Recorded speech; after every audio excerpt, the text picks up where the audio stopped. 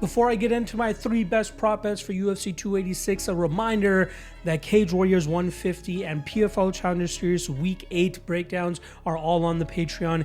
You're probably watching this as the Cage Warriors event is going on because it starts at about 2:30 p.m. Eastern time on Friday. So if you want to get in on some action there or get in on some predictions and some analysis for that card, I got you covered in the link in the description below on the Patreon. Check it out. All right.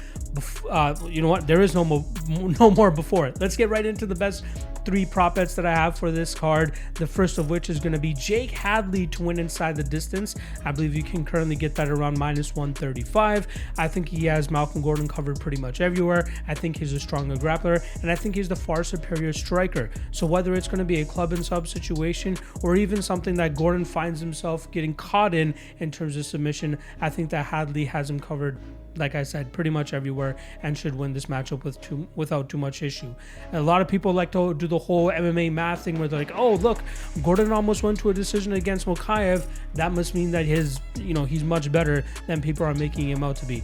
We all know the same 2 fights are never the same. And I feel like Mokaev has gotten to that point where he's starting to clown on some of his opponents and not really going for the kill as quickly as he used to in the past. And that's why Gordon likely was able to get as far as he did into that matchup before eventually getting finished in that last minute.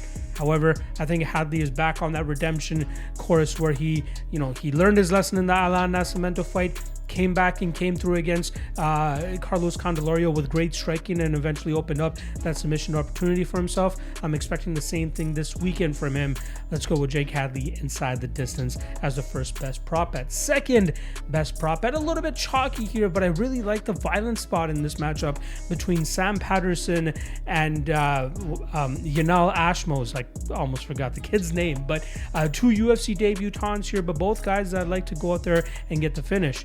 Patterson has a nasty front guillotine choke, but given the fact that he's a 6'3" lightweight, he likes to go out there and put the beating on his opponents from distance, and usually that causes a desperation takedown attempt from them where he's able to lock up that submission, that front choke, that guillotine choke that he loves to slap on.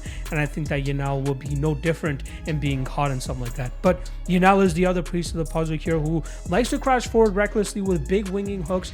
He usually likes to get fights to the ground, but I think his constant desire to get this fight to the ground will eventually get him caught in a submission of some sort from Sam Patterson, or he eventually catches that tall man defense of Sam Patterson and knocks him out. So I think both guys are live for the finish here. I don't really understand the big chalky number on Sam Patterson because Yanal could absolutely give him some fits here, but rather than taking his side on the money line here, I'm going to go with the violent spot. And again, it's a little bit chalky around -200, but I really think that it's going to hit here.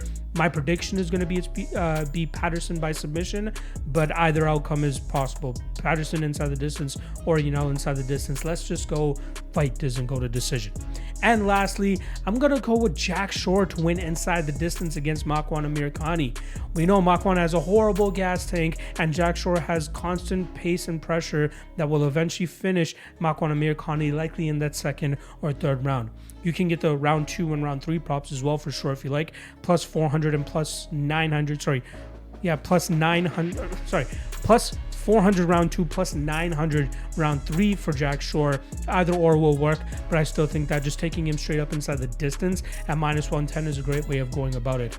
We know that Makwan falls off significantly with his cardio, and some opponents are able to take advantage of that, but some opponents are not able to.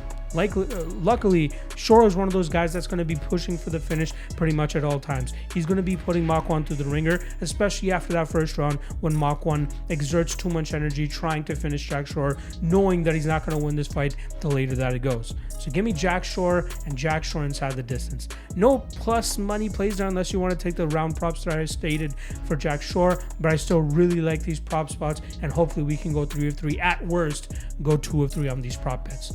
Good luck on all your action this weekend, folks, and I'll be back next week, Monday, noon Eastern, to drop the UFC San Antonio MMA Lawcast episode where I break down the full upcoming card. I know a lot of you guys appreciate the early drops for that, and I can't wait to continue to drop it for you guys at that point. Check it out, and good luck this weekend. Peace.